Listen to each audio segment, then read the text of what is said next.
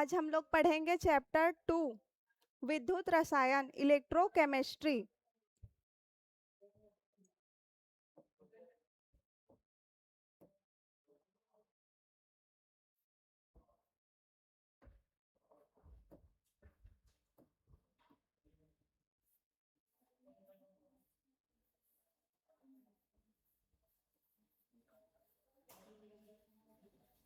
कैसे नहीं हो रहा है रे बाबा।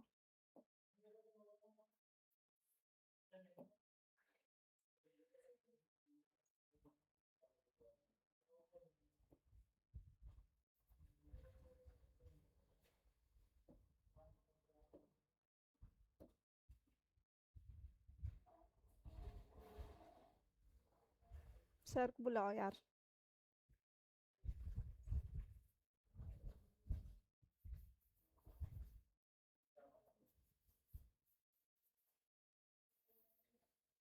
चैप्टर 2 इलेक्ट्रोकेमिस्ट्री विद्युत रसायन।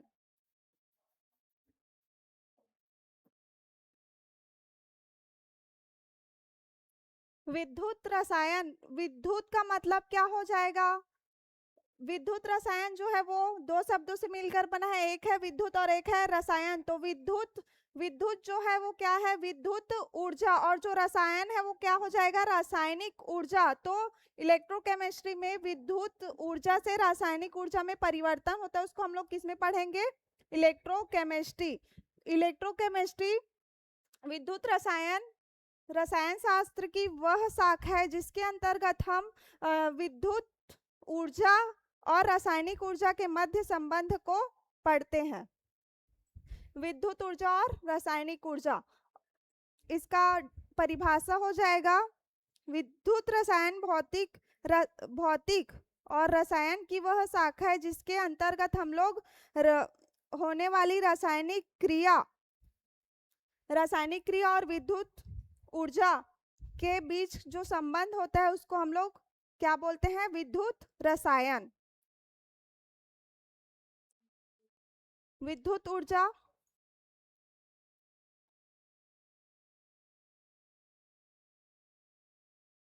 विद्युत ऊर्जा से क्या हो जाएगा?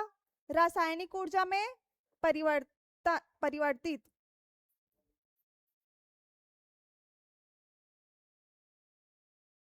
और जो रासायनिक ऊर्जा है वो किस में परिवर्तित हो जाएगा? विद्युत ऊर्जा में।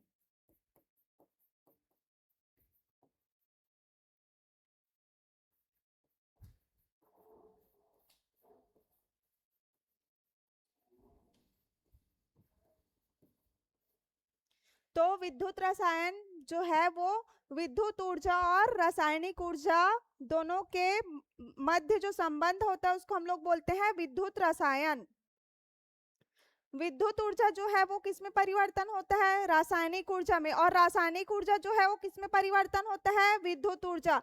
जैसे कि ऊर्जा संरक्षण का नियम जानते हैं हम लोग कि जो ऊर्जा रहता है उसको हम लोग ना तो उत्पन्न कर सकते और ना ही नष्ट कर सकते, केवल उसके एक रूप को दूसरे रूप में परिवर्तन कर सकते हैं। तो यहाँ पे जो विद्युत ऊर्जा है उसको हम लोग किसमें परिवर्तन किए? रासायनिक ऊर्जा में। और जो रासायनिक ऊर्जा है वो किसमें परिवर्तित हो जाएगा? विद्युत ऊर्जा में। तो विद्युत रसायन का मतलब है विद्युत ऊर्जा का रासायनिक ऊर्जा में परिवर्तन। इसके बाद है सेल।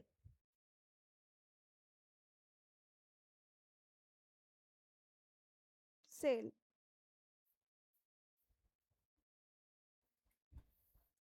सेल किसको बोलेंगे? जैसे कि कोई भी पात्र है जिसके अंतर्गत हम लोग क्या करेंगे? रिएक्शन कराएंगे। विद्युत ऊर्जा हो या फिर रासायनिक ऊर्जा, जिस पात्र में विद्युत ऊर्जा एवं रासायनिक ऊर्जा का क्या होता है? परिवर्तन होता है। जैसे कि अभी बताई विद्युत ऊर्जा किस में परिवर्तन होगा? विद्युत ऊर्जा रासायनिक ऊर्जा में। और रासायनिक ऊर्जा किस में होगा?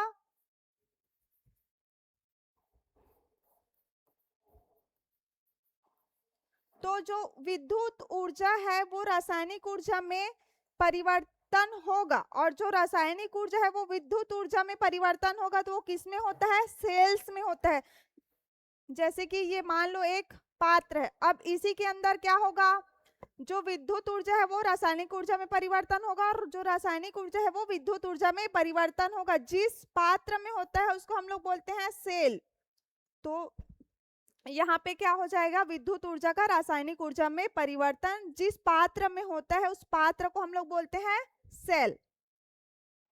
सेल जो होता है वो दो प्रकार का होता है, विद्युत रासायनिक सेल और एक होता है विद्युत अपघटनीय सेल। जो विद्युत रासायनिक सेल होता है, विद्युत रासायनिक सेल होता है वो रासायनिक ऊर्जा से विद्युत ऊर्जा में परिवर्तित होता है। सेल दो टाइप्स के होते हैं।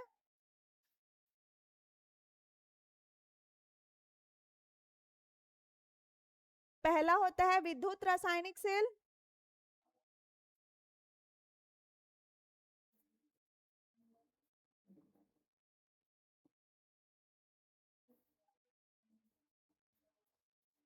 और दूसरा होता है विद्युत अपघटनीय सेल।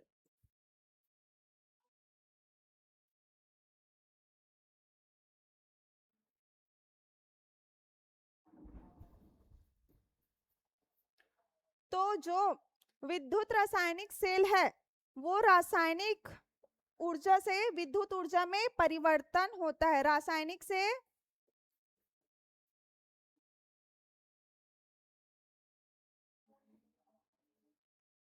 रासायनिक ऊर्जा से किसमें होगा, विद्युत ऊर्जा में।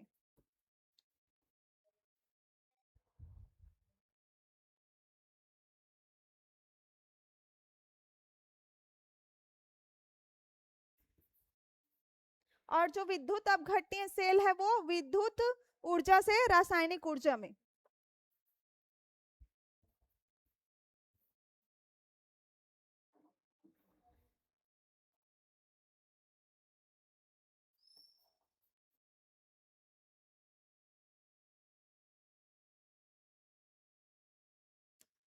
सेल्स सेल सेल जो होता है वो जो भी रासायनिक क्रिया होता है, रासायनिक ऊर्जा से विद्युत ऊर्जा में परिवर्तन होता है जिस पात्र में होता है उसको हम लोग बोलते हैं सेल। सेल जो होता है वो दो प्रकार का होता है, एक होता है विद्युत रासायनिक सेल, दूसरा होता है विद्युत अपघटनीय सेल। तो जो विद्युत रासायनिक सेल जो होता है उसमें रासायनिक ऊर्जा से विद्युत ऊर्जा में परिवर्तन होता है। जैसे कि ये सेल है कोई, अब इसमें कुछ भी रिएक्शन हो रहा है तो वो क्या होगा, रासायनिक ऊर्जा से किस में परिवर्तन हो जाएगा, विद्युत ऊर्जा में। लेकिन जो विद्युत अपघटनीय सेल होता है उसमें जो विद्युत ऊर्जा है वो किस में परिवर्तन होगा, रासायनिक ऊर्जा में। तो सेल दो प्रकार के हैं, विद्युत रासायनिक सेल और विद्युत अपघटनीय सेल। विद्युत रासायनिक सेल में रासायनिक ऊर्जा से विद्युत ऊर्जा में, और विद्युत अपघटनीय सेल में विद्युत ऊर्जा से रासायनिक ऊर्जा में। इसको देख लेना, रासायनिक से क्या हो जाएगा, विद्युत हो जाएगा, और विद्युत से क्या हो जाएगा, रासायनिक हो जाएगा। उसके बाद इलेक्ट्रोड, इसका विद्युत रासायनिक सेल का एग्जाम्पल है।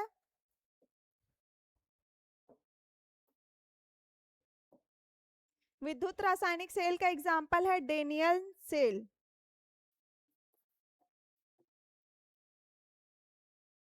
इसको गैल्वेनिक सेल भी बोलते हैं।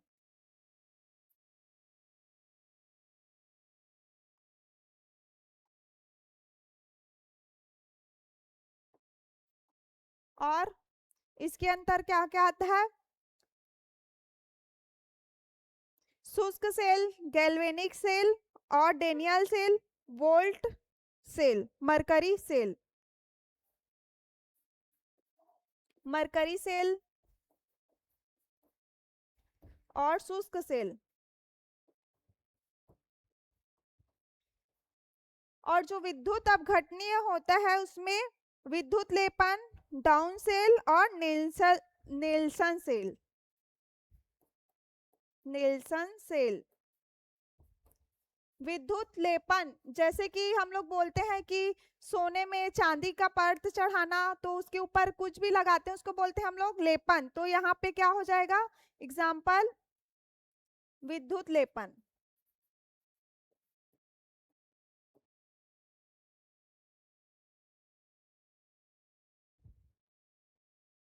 क्लियर है।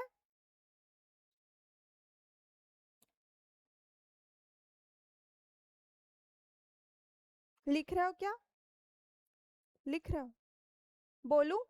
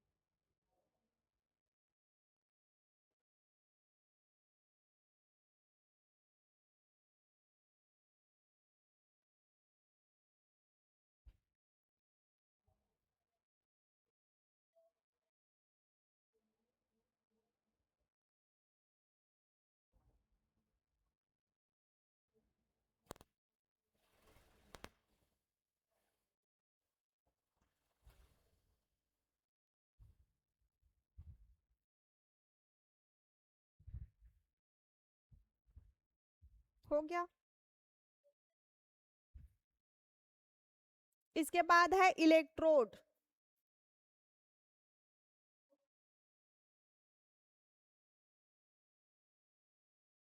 इलेक्ट्रोड क्या होता है? जैसे कि कोई सेल है, सेल में विद्युत धारा प्रवाहित करने के लिए जिस धातु चालक का उपयोग करते हैं उसको बोलते हैं हम लोग इलेक्ट्रोड। इलेक्ट्रोड मतलब जैसे कि हम लोग को धारा प्रवाहित करना है तो किस में पर प्रवाहित करेंगे? जिस धातु में प्रवाहित करते हैं हम लोग विद्युत धारा को उसको बोलते हैं इलेक्ट्रोड। जैसे कि ये एक इलेक्ट्रोड है। अब हम लोग को विद्युत धारा प्रवाहित करना है तो हम लोग किस में करेंगे? इसमें करेंगे। तो ये क्या है? इलेक्ट्रोड। इलेक्ट्रोड जो होते हैं वो दो प्रकार के होते हैं, एक होता है एनोड और एक होता है कैथोड। एनोड और दूसरा होता है कैथोड।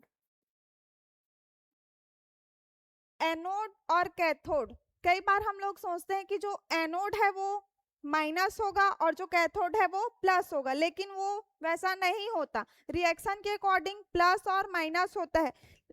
जो एनोड होता है उसमें ऑक्सीकरण होता है और जो कैथोड होता है उसमें अपचयन।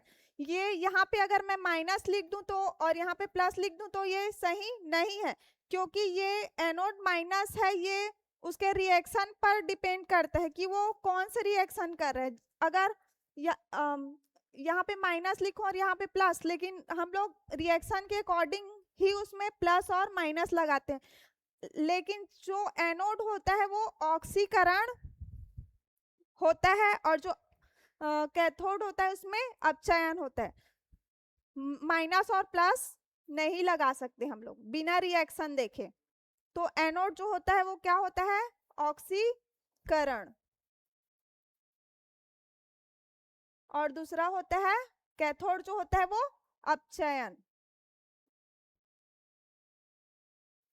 जो एनोड होता है वो माइनस है, वो किसके ऊपर डिपेंड करेगा? रिएक्शन के ऊपर, कि वो विद्युत अपघटनीय है कि वो विद्युत रासायनिक है।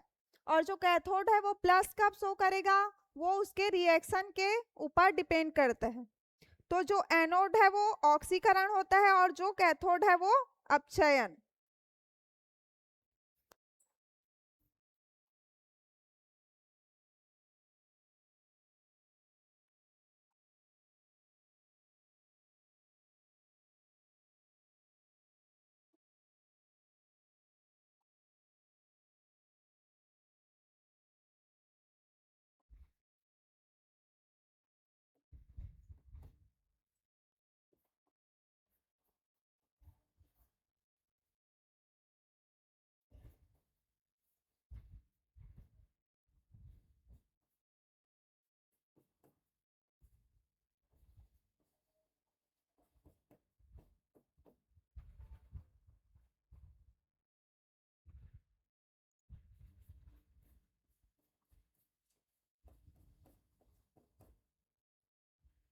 हो गया। इलेक्ट्रोड, जिस धातु पर हम लोग विद्युत धारा प्रवाहित करते हैं उसको बोलते हैं हम लोग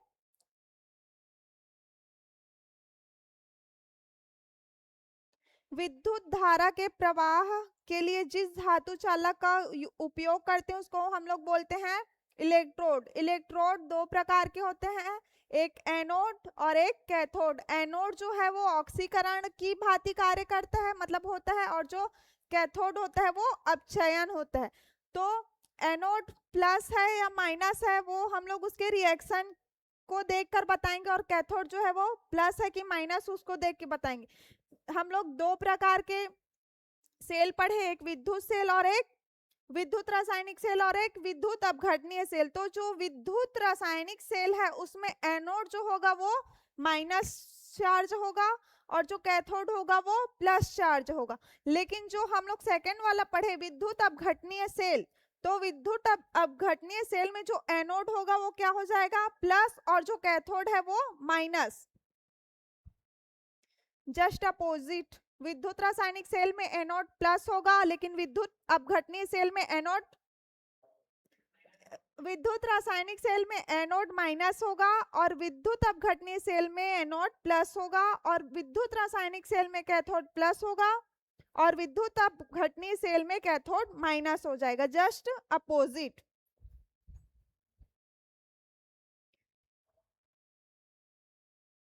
ऑक्सीकरण और अपचयन, ऑक्सीकरण और अपचयन दोनों को मिला के हम लोग बोलते हैं रेडॉक्स रिएक्शन।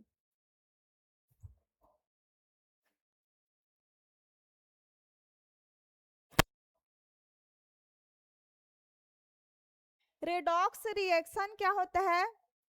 रेडॉक्स रिएक्शन में ऑक्सीकरण और अपचयन दोनों साथ साथ होते हैं, उसको हम लोग बोलते हैं ऑक्सीकरण। रेडॉक्स रिएक्शन, ऑक्सीकरण और ऑक्सीडेशन, ऑक्सीडेशन और रिडक्शन। ऑक्सीकरण और अपचयन दोनों एक साथ होते हैं, साथ साथ होते हैं, उसको हम लोग बोलते हैं रेडॉक्स रिएक्शन। उसके बाद जो ऑक्सीकरण होगा, ये ऑक्सीकरण, ऑक्सीकरण को हम लोग कैसे पहचानेंगे कि वहां पे ऑक्सीकरण हो रहा है? जैसे कि कोई परमाणु इलेक्ट्रॉन त्यागता है, इलेक्ट्रॉन त्यागता है,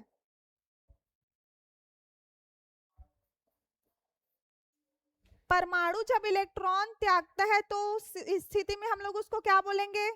ऑक्सीडेशन। लेकिन जब इलेक्ट्रॉन को ग्रहण करेगा तो क्या बोलेंगे? रिडक्शन। तो ऑक्सीडेशन में इलेक्ट्रॉन का त्याग होता है और रिडक्शन में इलेक्ट्रॉन का ग्रहण होता है। इसमें त्याग और उसमें ग्रहण, तो ये है ऑक्सीडेशन और रिडक्शन, ऑक्सीकरण और अपचयन, ऑक्सीडेशन और रिडक्शन।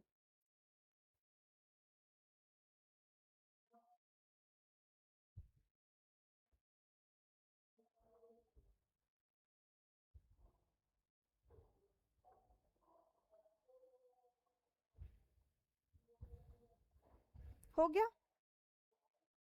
इसके बाद ऑक्सीडेशन निकालने के लिए सिखा रही हूँ, ऑक्सीडेशन कैसे निकालते हैं। जैसे कि कार्बन डाइऑक्साइड है CO2, तो मेरे को कार्बन का ऑक्सीडेशन स्टेट निकालना है, ऑक्सीकरण संख्या, तो इसमें कार्बन का ऑक्सीडेशन निकालना है। कार्बन डाइऑक्साइड का ऑक्सीडेशन निकालेंगे तो हम लोग सबसे पहले कार्बन का हम लोग को निकालना है, तो उसको हम लोग क्या लेंगे? जिसका निकालना रहता है उसको हम लोग X मान लेते हैं। जैसे ये यहाँ पे कार्बन का निकालने के लिए बोला है तो कार्बन का क्या ले लेंगे? X। C का क्या हो जाएगा? X। और यहाँ पे ऑक्सीजन, कार्बन के बाद क्या दिया है? ऑक्सीजन। ऑक्सीजन कितना दिया है? 2। तो यहाँ पे ऑक्सीजन का निकालेंगे, लेकिन इसका क्या होता है? -2, -2। ऑक्सीजन का -2 होता है, 2 बॉन्ड बनाता है ऑक्सीजन। तो यहाँ पे कार्बन डाइऑक्साइड, तो कार्बन का X प्लस ऑक्सीजन का -2, -2 और यहाँ पे कितना ऑक्सीजन है 2, तो 2 इंटू 2 इज इक्वल टू 0। पूरा किसके बराबर है 0 के बराबर। फिर x प्लस 2 2 कितना हो जाएगा 4 -4 इज इक्वल टू 0। फिर x इज इक्वल टू -4 को इधर ले जाऊंगी तो क्या हो जाएगा माइनस, जब हो -4 को मैं इधर ले जाऊंगी तो क्या हो जाएगा +4। तो यहाँ पे कार्बन डाइऑक्साइड में कार्बन का ऑक्सीडेशन स्टेट क्या निकल गया +4। ऑक्सीडेशन नंबर CO2 का कितना निकल गया +4। ये है ऑक्सीकरण संख्या निकालना, ऐसे निकालते हैं।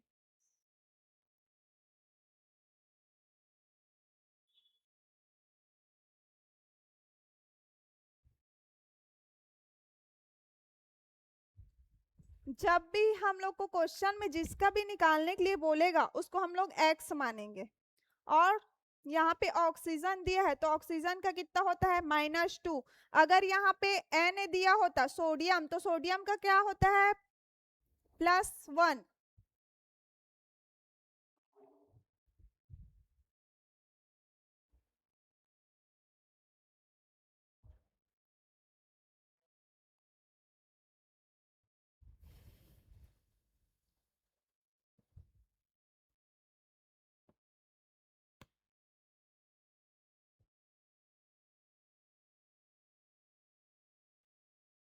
हो गया।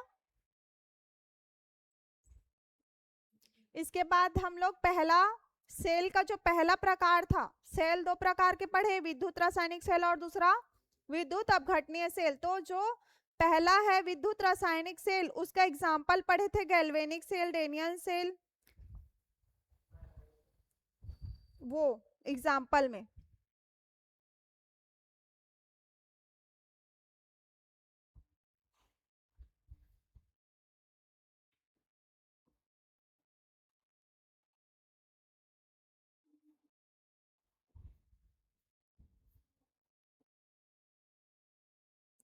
तो जो विद्युत रासायनिक सेल होता है वो विद्युत ऊर्जा से रासायनिक ऊर्जा में परिवर्तित होता है, उसको हम लोग बोलते हैं विद्युत रासायनिक सेल। इसके अंतर्गत हम लोग एग्जाम्पल देखे थे। इसके अंतर्गत गैल्वेनिक सेल आता है, डेनियन सेल आता है, शुष्क सेल आता है। तो हम लोग आज पढ़ेंगे गैल्वेनिक सेल।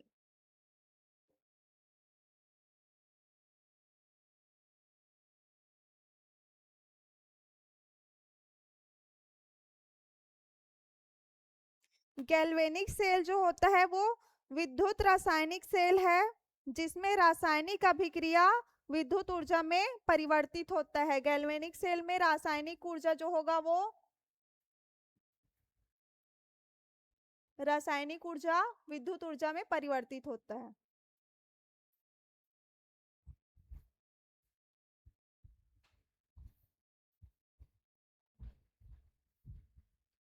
गैल्वेनिक सेल कैसा होता है उसको आज हम लोग देखेंगे।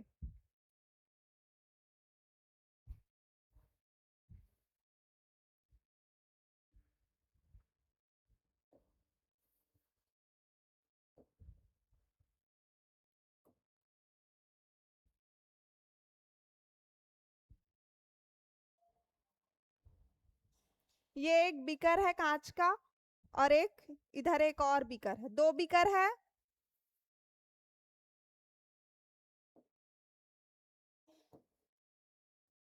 इसमें भरा है copper sulphate aqueous solution. Copper sulphate का एक्वस सॉल्यूशन। एक्वस सॉल्यूशन बोली तो जलीय विलयन, कॉपर सल्फेट का जलीय विलयन। इसमें कॉपर सल्फेट भरा है, विलयन भरा है। और इसमें मैं इस वाले में भरूंगी मैं जिंक सल्फेट।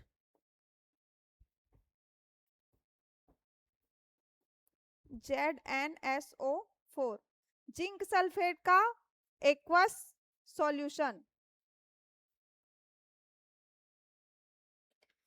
दो बीकर है, एक में हम लोग भरे हैं जिंक सल्फेट का एक्वस सॉल्यूशन और दूसरे में भरे हम लोग कॉपर सल्फेट का एक्वस सॉल्यूशन। अब इसके बाद इसमें एक रॉड लगा होता है जिसको हम लोग बोलते हैं इलेक्ट्रोड। जिंक सल्फेट के जो एक्वस सॉल्यूशन है उसमें जो क्षण रहेगा वो किसका रहेगा, जिंक का रहेगा। इसमें जिंक का क्षण,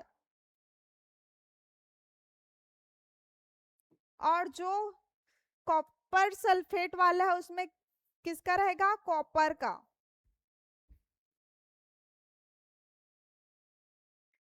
जिंक सल्फेट एक वाला जो एक्वस सॉल्यूशन होगा उसमें एक रॉड रहेगा, रॉड डालते हैं, रॉड को बोलते हैं हम लोग जिंक का रॉड। और जो कॉपर सल्फेट है उसमें एक रॉड रहता है उसको बोलेंगे हम लोग कॉपर सल्फेट। दोनों के बीच एक लवण सेतु लगा होता है, ब्रिज साल्ट। यू आकार की एक नली होती है, यू आकार का एक नली है, इसको बोलते हैं हम लोग लवण सेतु।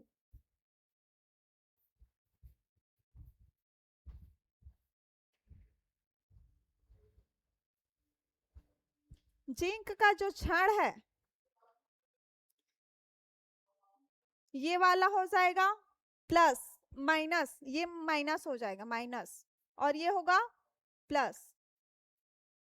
जो माइनस रहेगा विद्युत रासायनिक सेल में जो माइनस रहेगा उसको हम लोग बोलते हैं एनोड, और जो प्लस रहता है उसको कैथोड। तो इसको बोलेंगे हम लोग कैथोड। और जो माइनस रहता है उसको एनोड।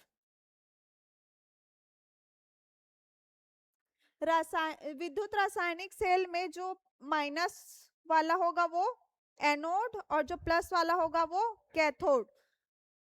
यहाँ पे लवण सेतु लगा है, जो जो जली, इसके अंदर जो होता है जेली भरा होता है,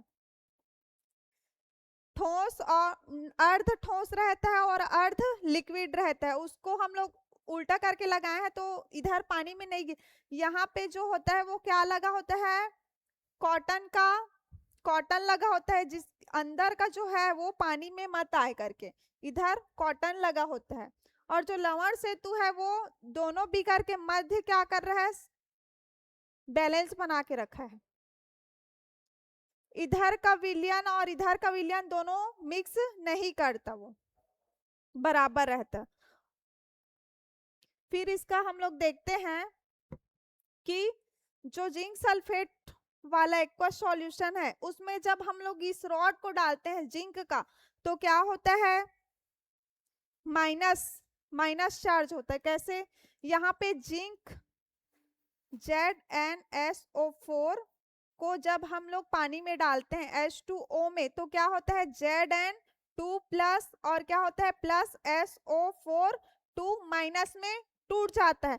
तो यहाँ पे क्या हो जाएगा, ये एनोड है, एनोड क्या करता है ऑक्सीकरण, ऑक्सीकरण मतलब त्याग करना, तो ये क्या करता है इलेक्ट्रॉन का त्याग करता है। तो इलेक्ट्रॉन का त्याग करता है तो इलेक्ट्रॉन माइनस चार्ज है, तो माइनस चार्ज इस रॉड से क्या होता है, इस रॉड में आता है, इस रॉड के संपर्क में, इसलिए इसको क्या लिखे हम लोग माइनस। जैसे ही हम लोग जिंक सल्फेट के एक्वस सॉल्यूशन में जिंक का क्षण लगाते हैं, मतलब डालते हैं क्षण को, तो जो जिंक सल्फेट का जो सॉल्यूशन है वो क्या होता है zinc 2 plus plus SO4 2 minus में टूट जाता है। और एनोड किसका, किसके भांति कार्य करता है, ऑक्सीडेशन। तो ऑक्सीडेशन में क्या होता है इलेक्ट्रॉन त्यागता है, तो यहाँ पे इलेक्ट्रॉन को त्याग कर है, तो इलेक्ट्रॉन कहाँ पे चले जाएगा, इस क्षण के पास, ये जो क्षण है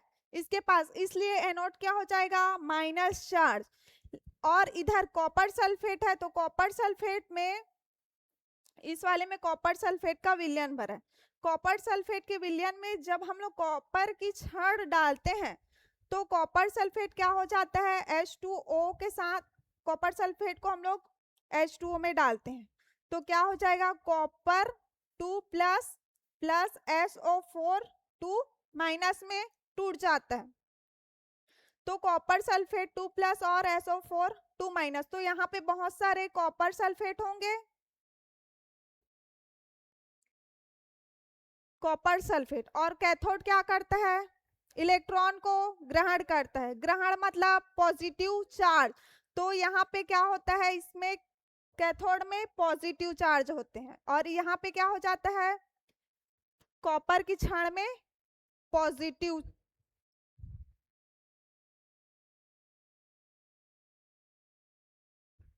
ये वाला जो होता है इसमें ऑक्सीडेशन होता है और इसमें रिडक्शन होता है। जिंक सल्फेट के एक्वस सॉल्यूशन में जब हम लोग जिंक का क्षण डालते हैं, रॉड डालते हैं, तो उसमें ऑक्सीडेशन होता है। और जब कॉपर सल्फेट के एक्वस सॉल्यूशन में जब हम लोग कॉपर की रॉड को डालते हैं तो उसमें क्या हो जाता है, रिडक्शन।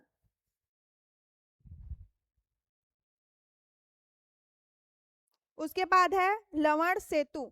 ये जो लवण सेतु होता है, दोनों जली विलयन के मध्य एक यू आकार का नली होता है जिसको हम लोग बोलते हैं साल्ट ब्रिज, लवण सेतु। लवण सेतु जो होता है वो KCl, इसको आप लोग लिख रहे हो क्या, यहाँ पे होता है लवण सेतु जो होता है वो KCl और NaCl और अगर अगर से KNO3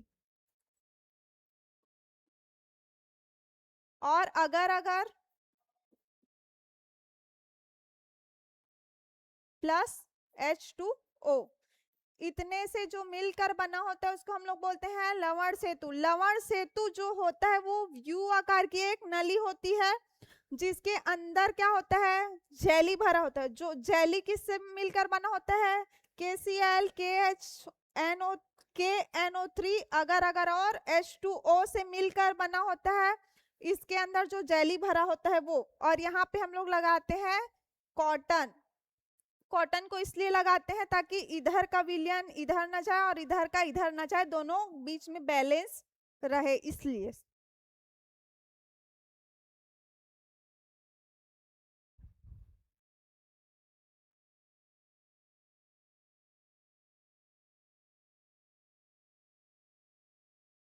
ये समझ आ गया इसका डायग्राम।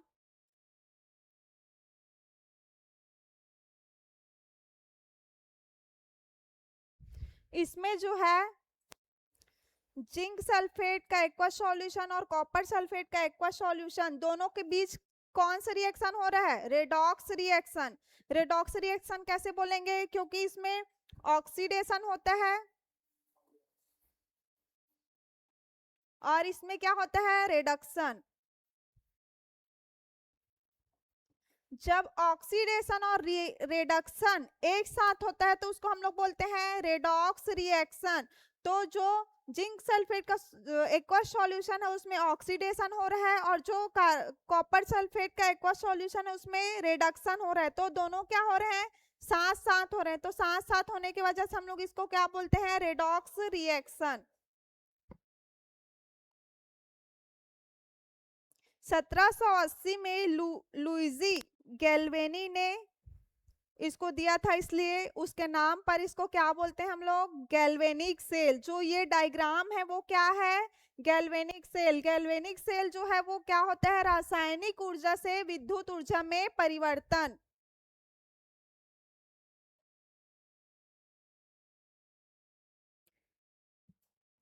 इसके बाद इसका क्रियाविधि है। जैसे यहाँ पे जिंक सल्फेट डाला है तो जिंक सल्फेट में हम लोग क्या डाले हैं, जिंक का क्षण। अब इस क्षण को हम लोग क्या बोलेंगे, इलेक्ट्रोड। इलेक्ट्रोड से हम लोग क्या देखते हैं, विद्युत धारा। और इस यहाँ पे क्या लगा है, कॉपर का। तो दोनों अलग अलग हैं। तो हम लोग पहले जिंक का देखेंगे। तो जिंक इलेक्ट्रोड है। जब जिंक सल्फेट के विलयन में जिंक धातु की रॉड को डालते हैं तो रॉड की सतह पर जिंक परमाणु इलेक्ट्रॉन दान करते हैं। तो क्या हो जाएगा, ऑक्सीडेशन, दान किया इसलिए ऑक्सीडेशन, तो यहाँ पे क्या आ जाएगा -4। वैसे ही अगर कॉपर सल्फेट के साथ कॉपर सल्फेट के जली विलयन में हम लोग यहाँ पे कॉपर की छड़ को डालते हैं तो वहां पे क्या होता है, कॉपर 2+ आयन में टूट जाता है और इलेक्ट्रॉन ग्रहण करता है, इलेक्ट्रॉन ग्रहण करता है और कॉपर परमाणु बना लेता है, जो क्या होता है पॉजिटिव चार्ज। इसमें त्याग किया इलेक्ट्रॉन का ऑक्सीडेशन, तो यहाँ एनोड -चार्ज हुआ और यहाँ पे कॉपर जो है वो इलेक्ट्रॉन लेता है, ग्रहण करता है, तो ये कैथोड क्या हो गया पॉजिटिव चार्ज। तो अलग अलग बताया गया है, जिंक की छड़ को डालते हैं तो उसमें क्या रिएक्शन होता है और कॉपर की छड़ को डालते हैं तो क्या रिएक्शन। जिंक की छड़ को डालते हैं तो यहाँ पे -चार्ज आता है और जब कॉपर की छड़ को डालते हैं तो क्या होता है वहां पे पॉजिटिव कैथोड।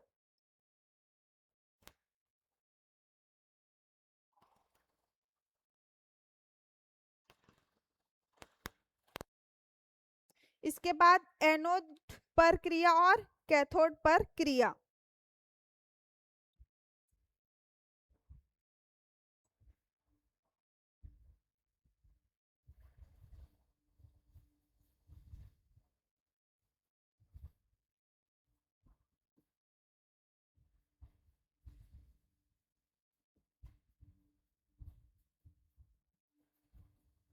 एनोड था वो क्या था जिंक सल्फेट और जो कैथोड था वो क्या था कॉपर। तो जिंक Zn2+ और कॉपर कॉपर और कॉपर 2+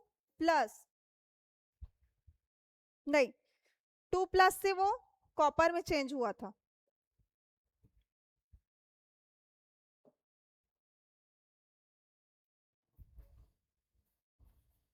यहाँ पे इलेक्ट्रॉन का दान किया Zn से Zn2+, लेकिन यहाँ पे क्या हुआ ग्रहण किया, तो कॉपर 2+ से क्या हुआ कॉपर कॉपर 2+ से कॉपर बना और जिंक जो है वो जिंक से जिंक 2+ और दोनों के बीच ये होता है, इसको हम लोग बोलते हैं सेल समीकरण। ये एनोड पर क्रिया और कैथोड पर क्रिया, ये जो है वो क्या है एनोड पर क्रिया। जिंक सल्फेट लिए थे कि वो था एनोड वाला और जो कॉपर सल्फेट वाला लिए थे वो क्या था कैथोड पर। तो एनोड पर क्रिया और कैथोड पर क्रिया दोनों को बराबर करके लिखते हैं तो उसको हम लोग बोलते हैं सेल समीकरण। यहाँ पे एनोड पर Zn2+ और यहाँ पे कैथोड पर Cu2+ और Cu और ये जो जिंक Zn2+ और कॉपर 2+ और कॉपर, ये जो होगा वो क्या हो जाएगा सेल समीकरण।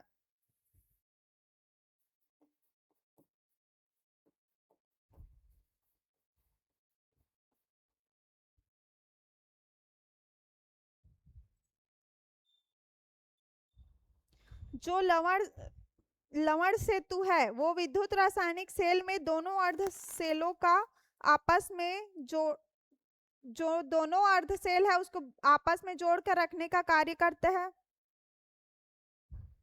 हो गया।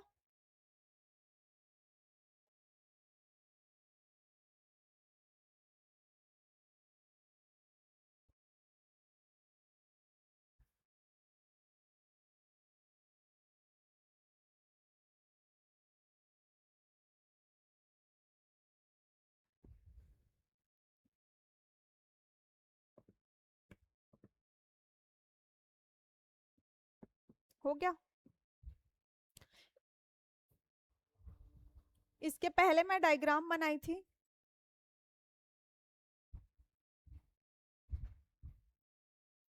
दो बीकर है, दोनों में रॉड लगा है, एक में लगा है कॉपर का और इसमें जिंक का लगा है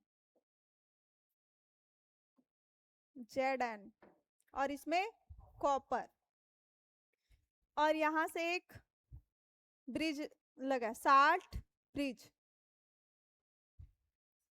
ये वाला जो है जिंक वाला जो इलेक्ट्रोड है उसको हम लोग किससे जोड़ते हैं? वोल्ट मीटर से। और इधर किससे जोड़ेंगे? कॉपर की रॉड से। जब दोनों में रिएक्शन होता है तो जिंक सल्फेट वाला जो है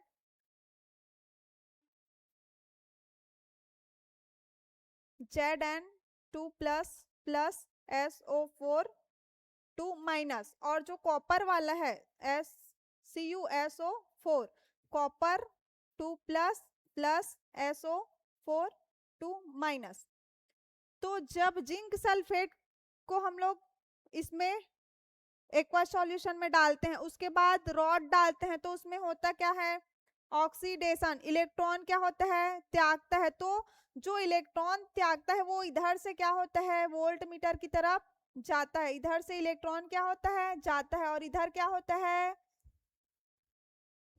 एनोड से इलेक्ट्रॉन का त्याग होता है और किधर जाता है? कैथोड की तरफ। तो इसका विद्युत वाहक जो बल होता है वो होता है, विद्युत वाहक बल जो होता है 1.10 वोल्ट होता है। यहाँ पे जो मीटर लगा होता है वोल्ट मीटर, एनोड और कैथोड दोनों के बीच मतलब जोड़ के रखने का काम कौन करता है? Volt meter. तो जैसे यहाँ से इलेक्ट्रॉन निकलता है, ये एनोड है, एनोड माइनस, इलेक्ट्रॉन त्याग करेगा, ऑक्सीकरण। और ये कॉपर जो है वो कैथोड, कैथोड पॉजिटिव चार्ज, इसका होता है रिडक्शन। तो यहाँ से जिंक सल्फेट के विलयन से जब इलेक्ट्रॉन निकलते हैं तो ये क्या करता है? इस रॉड से निकल के किधर जाता है? ऋण आवेश से धन आवेश की ओर जाता है। ये माइनस है तो किधर जा रहा है? प्लस। तो यहाँ वोल्ट मीटर लगा होता है, उससे हम लोग पता करते हैं कि वो कितने वोल्ट का है। तो इसमें जो विद्युत वाहक जो बल है वो कितना होता है? 1.10 वोल्ट। ये वाला जो है वो विद्युत वाहक बल है। और जो ये बीच में लगा है ब्रिज, वो क्या उसका कार्य देखते हैं। लवण सेतु का कार्य, विद्युत रासायनिक सेल में दोनों अर्ध सेलों को आपस में जोड़ने के लिए आयनिक चालक के रूप में जो मध्य लगाया जाता है उन्हें लवण सेतु कहते हैं।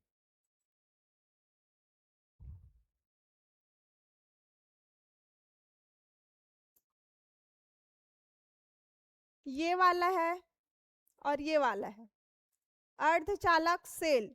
तो दोनों को बीच में मतलब मध्य में संपर्क चालकता को रोकने के लिए क्या करते हैं? उसको लगाया जाता है, उसको बोलते हैं हम लोग लवण सेतु।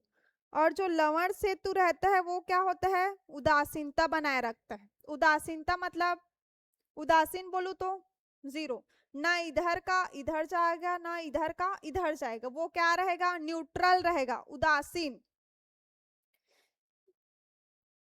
ये जो लवण सेतु है वो ना इस परिपथ को क्या करता है? ये क्या है? एक परिपथ है, विद्युत धारा प्रवाह हो रहा है, तो इसको हम लोग बोलते हैं परिपथ। इस परिपथ को पूरा करने के लिए क्या लगाया जाता है? इसमें लवण सेतु। लवण सेतु नहीं लगाएंगे तो क्या होगा? लवण सेतु लगाना ही पड़ेगा उसमें, रिएक्शन को बैलेंस बनाने के लिए।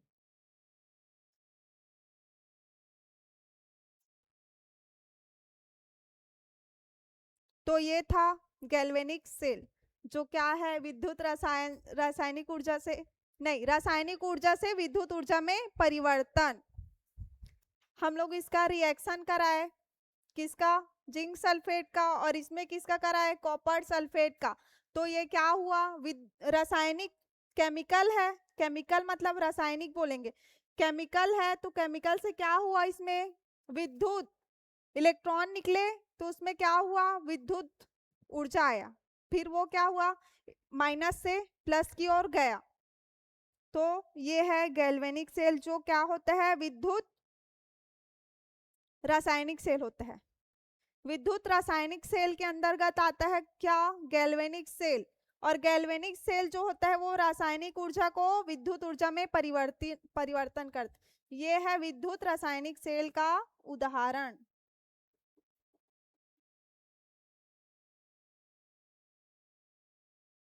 विद्युत रासायनिक सेल पहला पढ़े। दूसरा विद्युत अपघटनीय सेल। तो विद्युत रासायनिक सेल के अंतर्गत हम लोग पढ़े गैल्वेनिक सेल, जिसको डैनियल सेल भी बोलते हैं। डैनियल सेल और गैल्वेनिक सेल इसी को बोलते हैं। जो गैल्वेनिक सेल है वो क्या होता है, रासायनिक से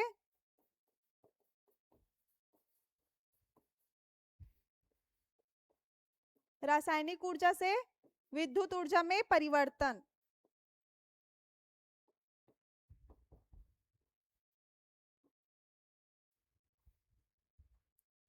गैल्वेनिक सेल